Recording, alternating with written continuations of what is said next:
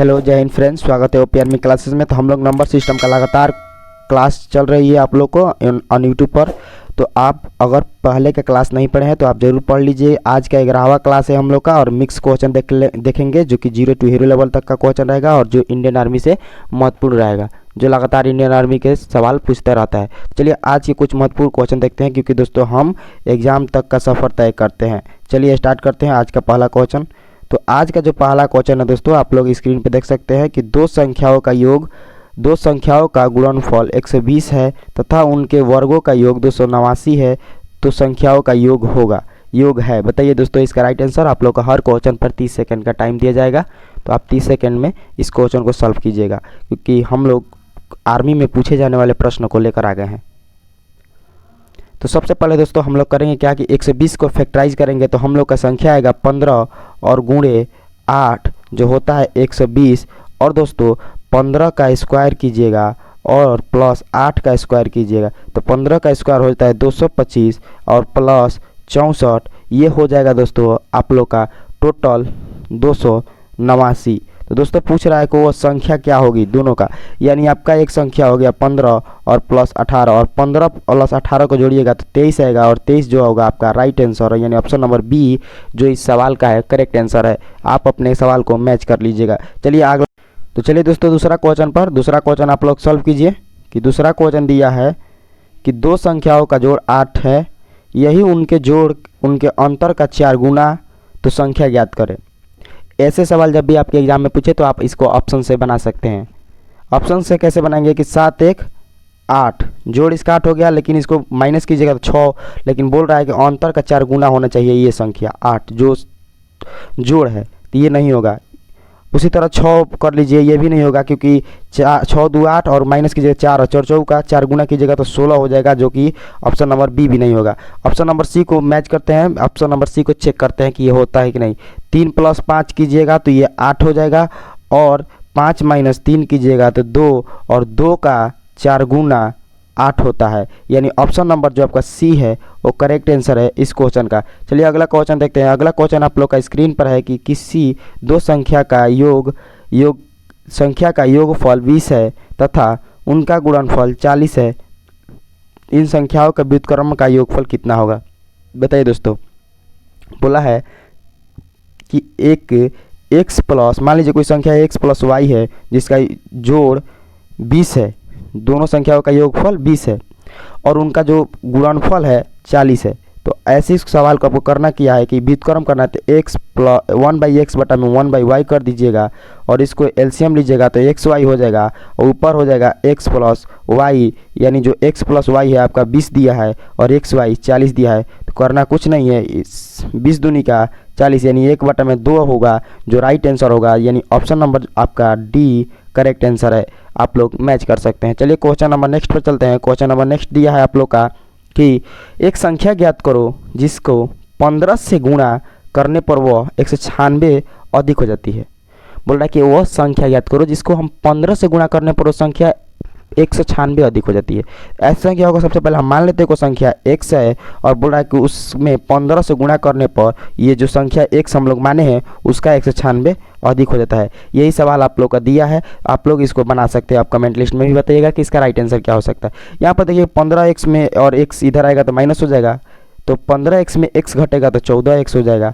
और दोस्तों ये तो 196 है ही, और 14 से भागा 196 में 14 से भागा दीजिएगा तो ये 14 मर्त में पूरी तरह विभाजित हो जाएगा। जो x का मान होगा आपका 14 होगा और 14 जो आपका ऑप्शन नंबर ए में दिया है वो करेक्ट आंसर है। चलिए क्वेश्चन नंबर 5 पर चलते हैं और 5वां नंबर क्वेश्चन आप लोग सॉल्व कीजिए। कि दिया है कि यदि एक संख्या किसी दूसरी संख्या जो 40 से 4 कम है, जो 40 से 4 कम है और बोल रहा है कि इससे 5 गुना बड़ी है, तो वो संख्या क्या है। बताइए दोस्तों इसका राइट आंसर। 40 से कम है, सबसे पहले हम लोग देख सकते हैं कि 40 से कम है, यानी 40 - 4 कीजिएगा तो 36, वो संख्या क्या होगी 36। अब पूछ रही है कि पहली संख्या के 5 गुना बड़ी है, यानी जो पहली संख्या होगी आपका फर्स्ट नंबर जो होगी उसके इज इक्वल टू 5 गुना, यानी तो 5 गुणे 136, 5 गुणे 36 कीजिएगा तो 180, जो आपका राइट आंसर 180 है। सवाल में कुछ नहीं था दोस्तों, आप लोग का right answer 180, option number B जो है करेक्ट आंसर है इस सवाल का। चलिए क्वेश्चन नंबर 6 देखते हैं। क्वेश्चन नंबर जो 6 है आप लोग का कि 1 से 100 तक का प्राकृतिक संख्याओं का औसत क्या होगा। बताइए इसका राइट आंसर कि 1 से 100 तक का प्राकृतिक संख्याओं का औसत क्या होगा।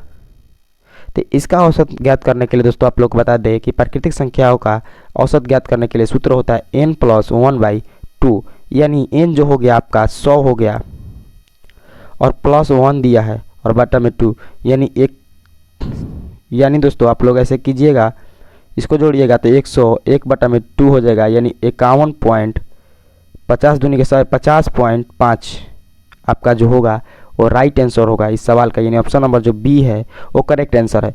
चलिए क्वेश्चन नंबर 7 पर चलते हैं। 7वां नंबर जो क्वेश्चन है आप लोग का कि 200 एवं 300 के मध्य ऐसे कितने अंक होंगे जिन्हें 13 से विभाजित किया जा सकता है। दोस्तों ऐसे सवाल जब भी पूछे आप लोग को तो करना कुछ नहीं है, सबसे ज़बरदस्त ट्रिक कि 300 में से 200 घटा दीजिएगा तो 100 आएगा और 100 में जितना से भाग विभाजित किया है तो उतना से भागा +1 कर दीजिएगा, यानी 13 सते 91, कटे या ना कटे बस उसके नज़दीक ऐसी संख्या से गुणा करना है कि जो आप लोग का नंबर है उसके नज़दीक पहुंच जाए, ना कि उससे ज़्यादा, यानी 100 का आगे नहीं जा सकते हैं, 100 के पीछे रह सकते हैं। ठीक है, यानी 13 सत्ता 91 और +1, यानी टोटल संख्या जो 8 है। 8 ऐसी संख्या है जो 13 से विभाजित हो सकती है। जो 200 और 300 के बीच में संख्या है वो सिर्फ 8 है जो 13 से पूर्ण तरह विभाजित हो जाएगी। चलिए क्वेश्चन नंबर 18 पर देखते हैं। और 18वां नंबर जो क्वेश्चन है कि 1 बिलियन बराबर होता है। बताइए इसका राइट आंसर। 1 बिलियन बराबर आप लोग को पता है कि 1 बिलियन पे 9 को जीरो कर दीजिएगा। 1 2 3 4 5 6 7 8 9, इकाई दहाई सैकड़ा हज़ार 10,000 लाख 10 लाख करोड़ 10 करोड़ और मिलियन। ठीक है, इतना 10 के पावर 9 को 1 मिलियन, यानी 100 करोड़ को 1 बिलियन कहा जाता है। 100 करोड़ को 1 बिलियन कहा जाता है। मैं बता देता हूँ दोस्तों कि जो 100 करोड़ है आप लोग का 100 करोड़, रुकिए लिख के देख बताए थे कि 100 करोड़ जो है आप लोग का 1 बिलियन का बराबर होता है, यानी ऑप्शन नंबर आपका जो बी है वो करेक्ट आंसर है। ऐसे सवाल पूछा गया है दोस्तों, आपको लगता है कि इतना ईजी नहीं पूछेगा, लेकिन इनडायरेक्ट इंडियन आर्मी सवाल में ऐसे पूछ देता है एग्जाम में। ठीक है, 9वां नंबर सवाल पर चलते हैं। 9 नंबर सवाल दिया है कि ए का योग व्युत्क्रम है। बताइए इसका राइट आंसर। जो ए का व्युत्क्रम है, ठीक है, मान लीजिए ए का व्युत्क्रम मान लीजिए 1/a जो है इसका व्युत्क्रम क्या होगा। तो आपको जायज़ सी बात है दोस्तों कि इस तरह लिखिए, ये और ये सेम होता है। आप ऐसे लिख सकते हैं कि ए के पावर -1 या 1/a, ये जो आप लोग का सी है वो करेक्ट आंसर है। नेक्स्ट क्वेश्चन देखते हैं। नेक्स्ट क्वेश्चन है कि -5 का अगला अंक क्या होता है। -5 का अगला करना क्या है, -5 अगला अंक बोला था +1 कर दीजिए, यानी -4। और देखिए -4 आपका ऑप्शन नंबर बी में दिया है, करेक्ट आंसर है। आप देखते ही क्वेश्चन को इसको सॉल्व कर सकते थे और कर दिए भी होंगे। कमेंट में जरूर बताइएगा कौन कौन इस सवाल को किया था। चलिए नेक्स्ट सवाल आप लोग के बीच है कि शून्य है परिमेय संख्या दोनों या इनमें से कोई नहीं। बताइए इसका राइट आंसर कि शून्य कौन सी संख्या है। तो ये संख्या दोस्तों, ये जो संख्या है आप लोग का ये परिमेय संख्या है, इज द करेक्ट आंसर। ठीक है, नहीं तो आप लोग सोच के बताइए। तो थोड़ा मैं आप लोग को टाइम देता हूँ कि यह क्या है, परिमेय संख्या है या अपरिमेय संख्या है, क्या है। बताइए दोस्तों। तो ये एक परिमेय संख्या। चलिए क्वेश्चन नंबर नेक्स्ट पे चलते हैं। क्वेश्चन नंबर जो आप लोग का 12 है। 12 है कि यदि x तथा y सम संख्या है तो z विषम है तो x + y + z है। बताइए इसका राइट आंसर। कि बोल रहा है कि यदि x तथा y सम संख्या है तथा z विषम संख्या है तो x + y + z क्या होगा। आप लोग का 30 सेकेंड का टाइम है।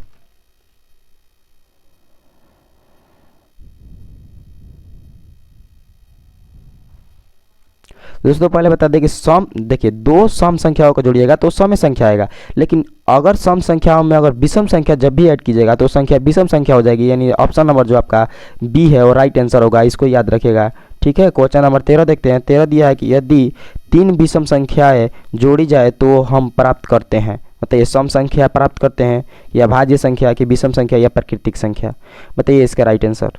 दोस्तों मैं बता दूं कि देखिए दो विषम संख्याओं को योग सम संख्या तथा एक सम संख्या एवं एक विषम संख्या का योग हमेशा विषम संख्या होता है, ठीक है। तो इसका भी राइट आंसर आप लोग का विषम संख्या होगा, करेक्ट आंसर है। चलिए आगे क्वेश्चन देखते हैं। आगे क्वेश्चन जो 14 नंबर क्वेश्चन है आप लोग का कि 4 क्रमागत विषम संख्याओं का औसत 26 है तो बड़ी संख्या क्या होगी, तो बड़ी संख्या क्या होगी। 30 सेकेंड का टाइम आप लोग सॉल्व करके बताइए।